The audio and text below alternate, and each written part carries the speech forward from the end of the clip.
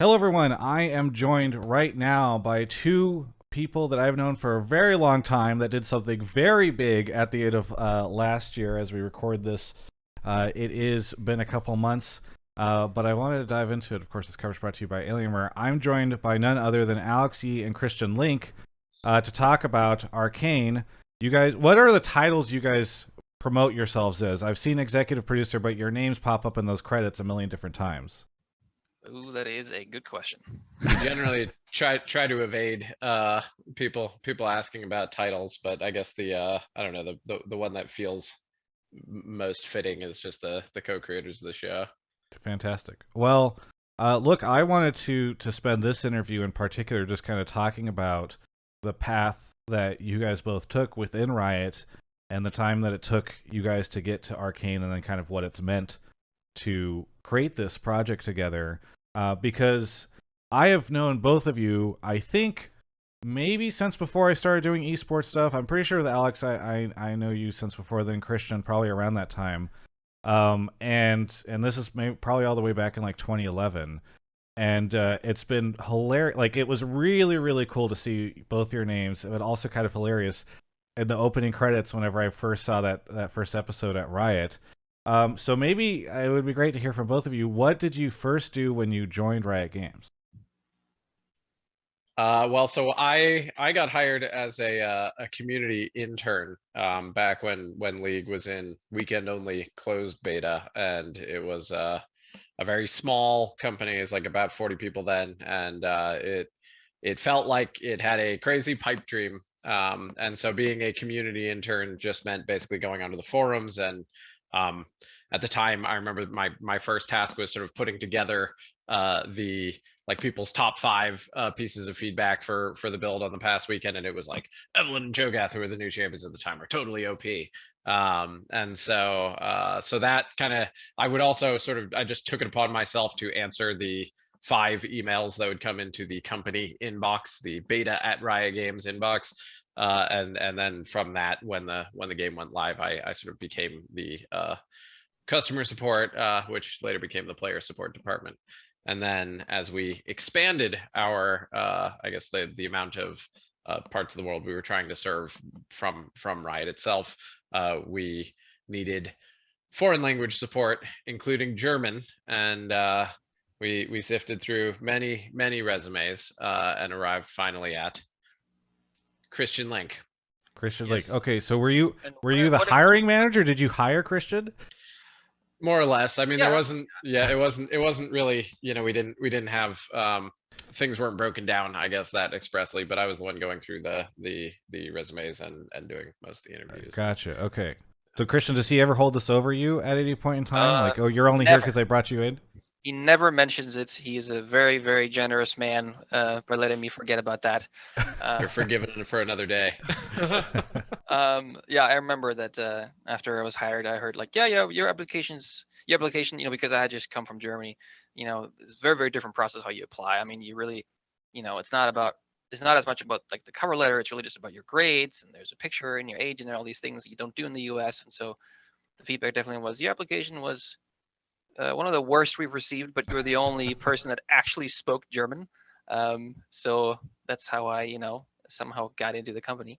So there is, and maybe I'll throw this on the screen during the interview, but there's an interview I did with you all the way back in 2013, Christian. I think it was 2013 around Worlds, maybe 2012, honestly. Talking to you because by that point in time, you'd started doing the music for the game. But maybe this is a great way to kind of ask you a little bit about what you did before you started answering player support tickets at Riot, because I think that probably plays a lot more into where you eventually headed within Riot, and provides pretty good context. Yeah, I mean, I was just a musician back in Germany. Was part of a group that we were just trying to do the whole musician thing. Have a career, tour, play live, and had an album that did pretty well in Germany. I would say 2007, 2008, something like that. And then the second album, that is always the daunting task for every band, became reality, and we just drove that thing into the brick wall. And then it was just okay. What do I do next? I didn't really love working in the music industry at that point. It was kind of the death of, I don't know, the studio world and rock music, all kind of stuff. And so the other passion I always had was video games. And so, I at that point I felt like I just needed a fresh start, and I moved over to the US, and when reality kicked in that you do need a job, I just started looking around, and I found the ad that Alex probably, I assume, posted on Craigslist. And that's how that happened, but then we were on the same player support, customer support team. That's awesome. So, you responded to a Craigslist ad. I mean, going from touring in Germany and Europe, I presume, to answering player support tickets in LA is a bit of a jarring transition. Did you have ambitions at the time to climb up the ladder or anything like that, or was this just sort of like, this is the next stepping stone? I mean, it was just I just looked for kind of whatever I could be doing. But when I saw that, I was actually playing League at the time, or had been playing it in Europe, and then in the US, I started playing sometime in beta. I just loved the game. I think there was something about just the character design that, there was just so many games back then where it was just, all right, there's the Frost Archer and there's the the Grim Mage, and League was just different, with like these like Master Yi and Team, all these characters. It was just, there was just always something about it that I really enjoyed about the characters. It was always just, I felt like I could really sense the people working on these, these characters. They were just doing what they enjoyed, and there was, fun in the VO, all that kind of stuff. It didn't take itself too seriously, and so when I saw that ad, I was like, I can imagine just being part of this group, that just makes a fun game like this, and that was really, really interesting. It didn't really matter to me what I was And for the players that have been around for a long time, there are probably two things that folks will remember that you both worked on individually. So, since we're talking about your time right now, Christian, and your music background, it's probably worth noting that you started writing all the music and creating all the music for the login screens. I think that's maybe where I first became aware of your musical contributions. I don't know if you were doing other things around that time too, but how did you end up getting involved kind of on the more creative elements of the game, and especially the music side? I mean, back then at Riot, it was a relatively small company still, and we would always have new things we'd run into as a company that we just hadn't had to deal with before. I mean, Alex and I both went from player support, through a bunch of different departments and roles. I think there was a time when Riot then started to really expand and grow, and we would start hiring people that can actually do all these things, with professional expertise. And so the question was like, okay, what do you do next? And there's a few teams that I have been working with, like network operations. The NOC was kind of coming together, network operations center at Riot, to kind of make sure the live service is good. I worked with them a bunch, but there was something where I felt like we could do more with, and that was our music. And so I had pitched that as an idea, and was basically given the opportunity to just try. They're like, we weren't really sure what you would do here. We think what we have works just fine. And so there wasn't really the obvious opportunity, but I remember that we also hired a person called Anthony Possebon, who was a motion graphics designer, who, we brought on to do general stuff for websites and everything, but him and I were just kind of looking at like, hey, what could we do that could be more special? We were working on new skins and new champions, and so we basically asked the team like, hey, what if we did a new login screen for a release of a character? Because we didn't really have, League back then, social media, websites to really have like all the attention of the player base wasn't really a thing yet. And so the login screen we knew everyone was looking at every day. And so could we do something here that could be really cool? And so I think the first skin we did was like Underworld Galio, and the first champion was Lulu. And it was just this wild idea of like, take an image that's just painted splash art, let's just animate it in some way, let's just add some music to it, and it just kind of became a thing. Okay, so shifting to Alex, around this time, similarly, Riot starts, I guess, investing in lore and kind of storytelling. And I think really old school folks will remember the Journal of Justice, which I think is maybe one of the first instances of that. I know obviously the client also had the ability to go and read like lore for all the different characters, and I realized this is something you had transitioned into as well. So how did you end up doing all this, and had it been a long-term goal for you to work on more narrative pieces? Yeah, so I mean, I think I always wanted to figure out how to tell stories in more dynamic ways. When I was growing up, I was always like, a fan of narrative video games, and then like the choose your own adventure books. I played tabletop games, so there was always this sense of uh, video games being this medium through which it's like now there's multiple different potential outcomes, and sort of like your decisions can matter. So I think my first feeling when I was answering this Craigslist ad for Riot was like, I wonder if this could somehow ladder up into working on narrative video games. And obviously, League did not immediately present as that, but it like the family was really tight knit in the beginning, and so the guy who there was only one guy who was, I guess, in charge of story. He was the creative director, Sean Carnes, and I basically right out of the gate when I joined on as an intern, I took him out to lunch, and I think I started that conversation with like, I want your job, which I realize in retrospect may not be the best icebreaker. But like he's a really good natured guy, someone who really, I think, championed the success of the people who worked with him. And so he asked if I could copy edit bios for biographies for the champions for him, and so I did that for a while.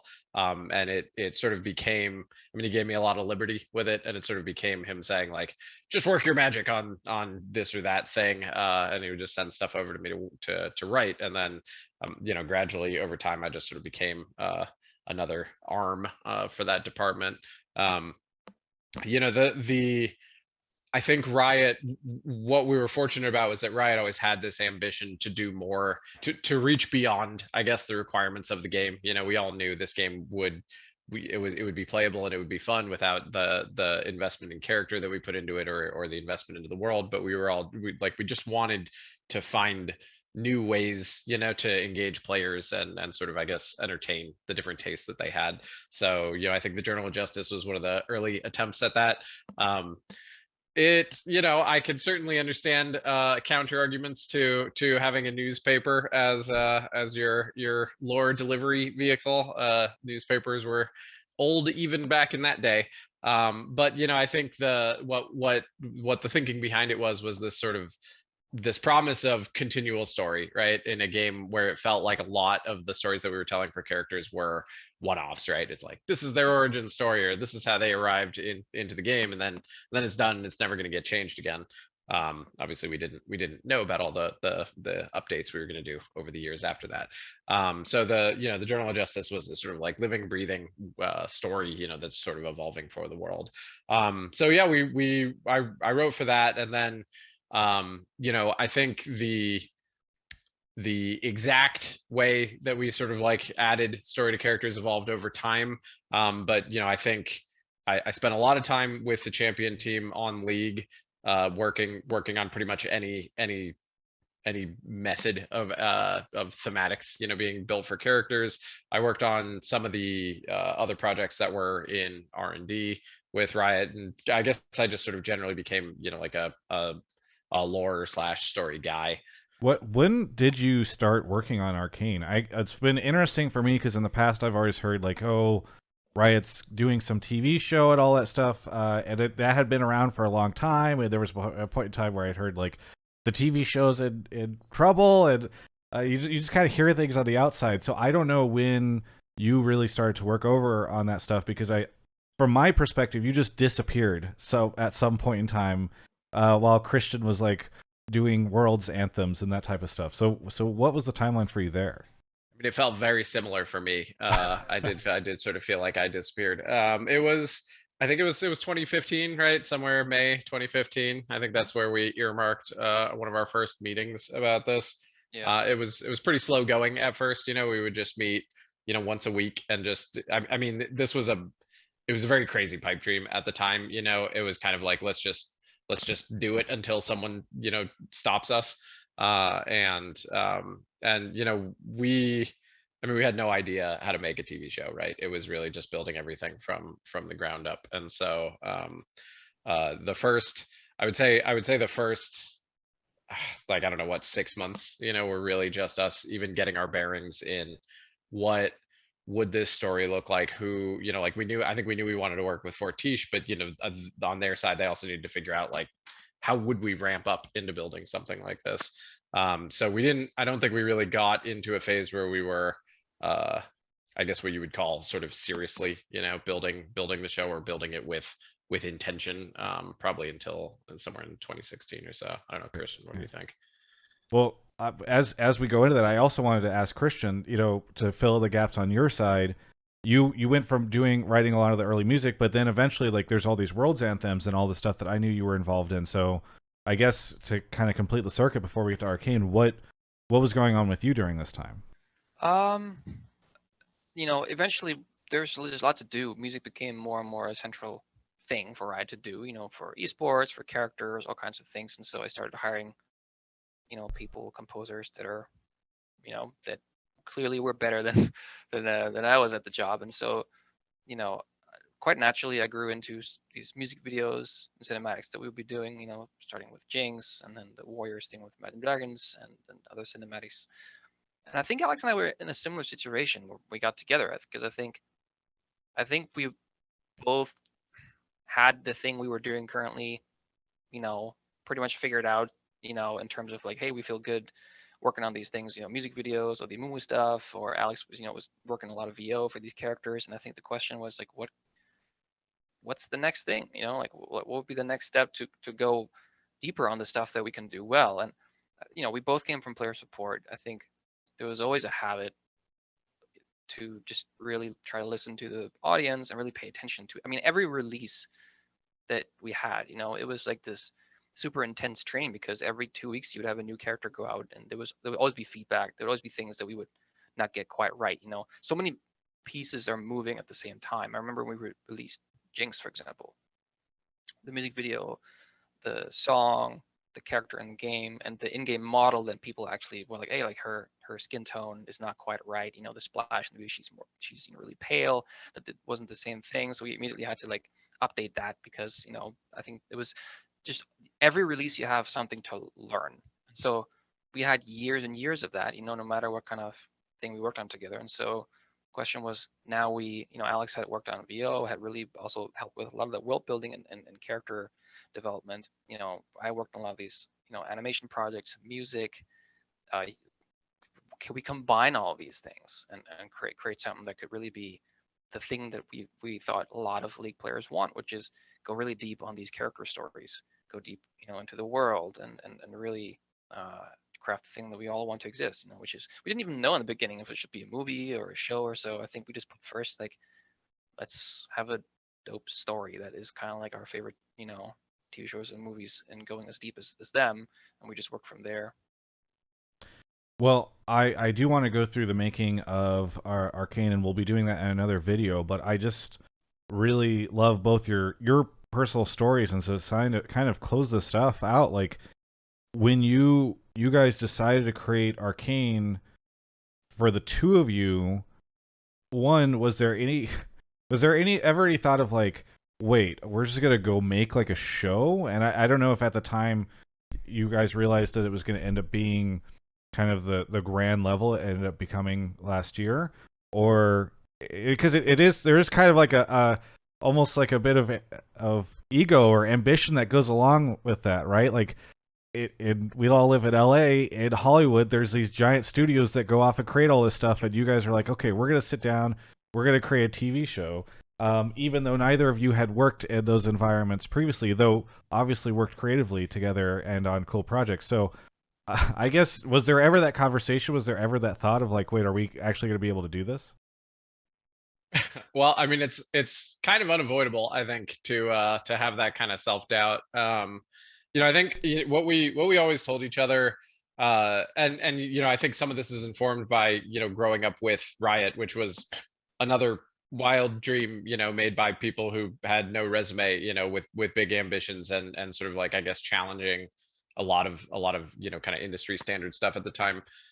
You know, we would always sort of remind ourselves, you know, we don't have to be the experts, you know, we just need to be willing to learn and adapt and grow, you know. And I think that was something that we it was a lesson that was instilled from the early days of Riot, because it was like, yeah, we made tons of mistakes, but we just tried to roll with the punches, and have the willingness to basically, like eat our own failure, and sort of like move on. So I think, we went into a lot of rooms back in the early day, when we're talking to people who are much more experienced in these things, like voice actors, and saying like, hey, full context, we've never done this. This is a new one for all of us. So bear with us, and if you have any thoughts to add in or feedback, let us know. And I think we were also lucky that we did wind up running into a lot of people who were really respectful of that position. They didn't, I guess, think less of us, right? They saw the ambition, and they saw the sort of the hope, and they just supported us. Yeah, I don't think there was necessarily the plan that we would actually end up making something like this. I think we were definitely looking for other people, to actually to be in charge of the story, and all these things. But I mean, frankly speaking, back then when you had a video game company say we're going to make an animated series, with a French studio that had never done something like this and that kind of stuff, and we want these dramatic, writers and everything. It just wasn't a very sexy thing for people, I suppose, because it was just a head scratcher for a lot of people. It was hard to explain what we wanted to do. There were no higher fidelity animated series. There was it just going to be anime, or was it going to be kind of like, whatever, Family Guy? Like it was hard, I think, to explain to people, and so often the challenge for us was, okay, we really couldn't find anyone to give us the answers, so maybe we'll just have to find our own, and so one thing just led to the other. I want to fast forward to the release a little bit here and just kind of talk to you both about what it has meant for you personally, because normally something comes out like this that's such a huge hit, that's so high up on the Netflix rankings, that gets praise from folks in not just gaming, but also just regular entertainment industry broadly speaking. And the showrunners are folks that are very prolific, or there's been a bunch of conversation. You go to IMDb and you look at like the directors, the producers, etc., and these are folks that have been attached to a ton of other projects and have built their way through, the Hollywood factory, I guess, to get to this point. You guys don't exist in that world at all.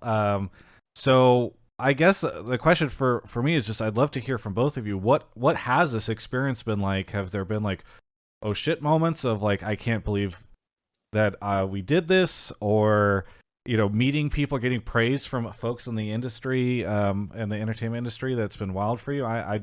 What has this been like for you since it's released?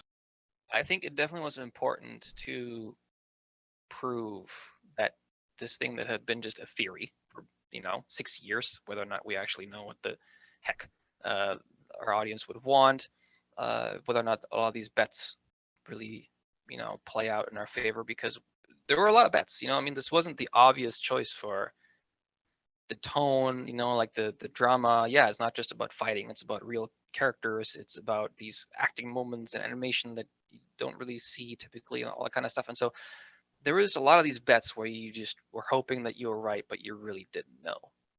And so I think that was really important for us as creatives, because did we rightfully trust our gut instincts, and can we trust them in the future? And so I think that was very important for us. I think it was cool to see that there was praise from people that we take very seriously, that we look up to, that we really respect, from the general entertainment industry, from people that are just even just like esports players, or that they are close to these characters in this game, and it needs to feel authentic to them, but also then people who are just in the craft of telling stories.